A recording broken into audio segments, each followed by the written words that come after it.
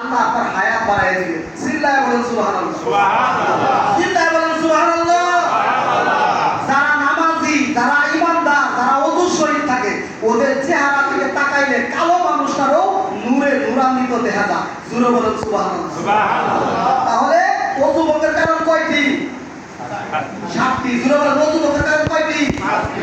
পায়খানা বা পেশাবের রাস্তা দিয়ে কোনো কিছু বাইর হওয়া, মুখ ভরিয়া বমি হওয়া, মুখ ভরে যদি বমি আসে তাহলে কিন্তু ওযু যাবে না।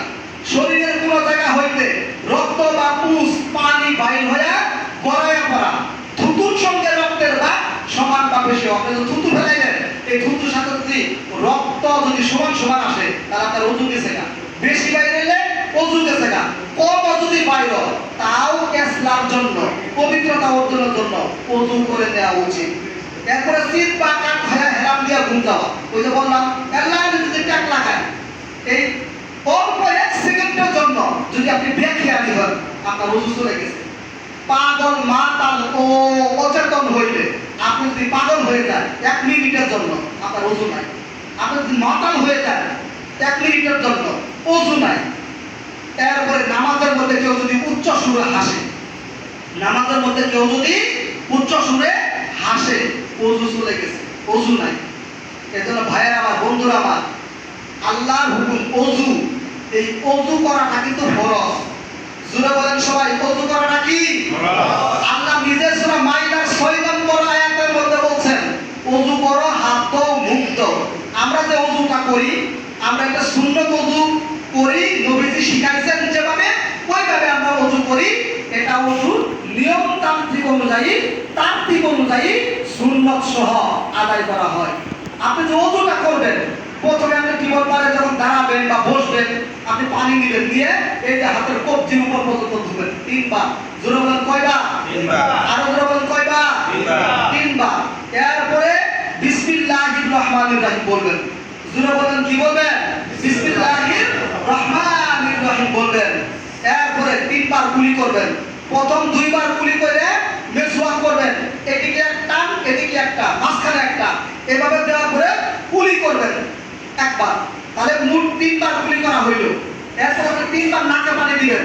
নাকে পানি দেওয়ার সময় 2 বার নাকে পানি দিয়ে ছেড়ে, তারপর নাকের ভিতরে কি কি আছে এটা বাইর করে দিবেন, দিয়ে আবার নাকে পানি দিবেন। তারপরে এরপরে সমস্ত মুখ ভালোভাবে আপনি ধৌত করবেন। সমস্ত মুখ একবারে মুখের এই পুরা দাড়ি যদি থাকে, দাড়ি সহ খিরল করে ভিতরে পানি পৌঁছায় দিতে হবে, কারণ মুখ ধোয়া ফরজ। 3 বার। জোরে বলেন কয়বার? 3 বার।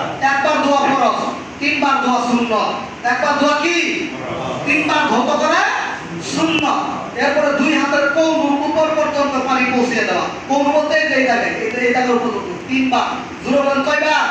3 বার। এই যে কনুর উপর পর্যন্ত, এই পর্যন্ত।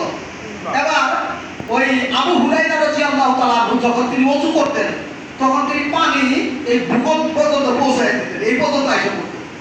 এবার সাথীরা জিজ্ঞাসা করতেন যে আপনি কোন পর্যন্ত দূরীত হয়ে যাবে, আপনি এই যে বুক পর্যন্ত পানি পৌঁছে দেন কেন?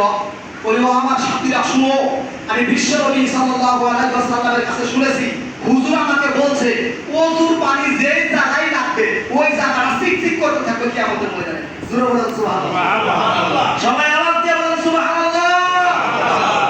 এই জন্য 2 হাতের কনুর উপর পর্যন্ত 3 বার ধৌত করা। এরপরে মাথা মাসে করা। আপনার মাথা মাসে করাই ফরজ।